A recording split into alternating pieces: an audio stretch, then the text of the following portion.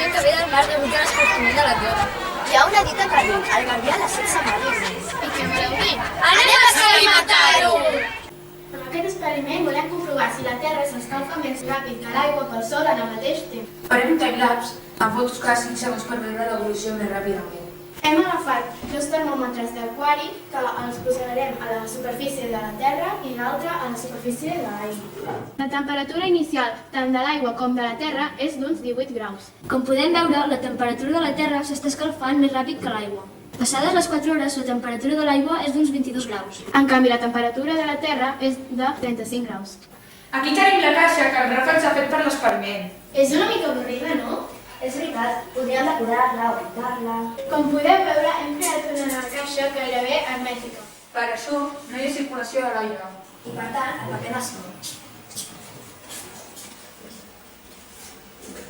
He ficat 2 recipients de gel perquè simulin l'atmosfera. També hem posat un cumulet perquè simuli la terra escalfada. Hem posat una safata plena d'aigua que simula el mar. El paper es mou, això vol dir que hem creat vent. Però no es veu la circulació, perquè l'aire és transparent. I si li posem fum? Sí, anem a fer una bomba de fum.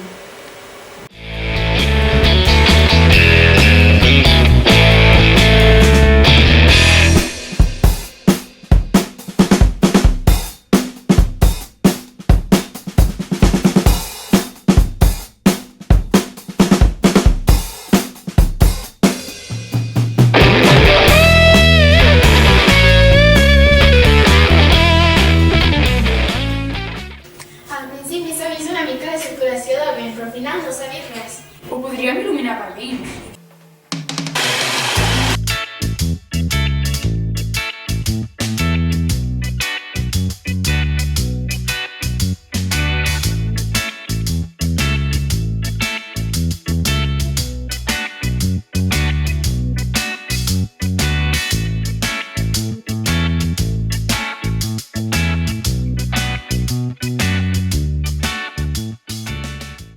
L'aire calent puja. L'aire fred baixa.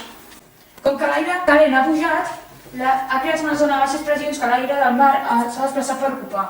I com que l'aire del mar s'ha desplaçat, l'aire de l'atmosfera ha baixat per ocupar el seu buit i així successivament.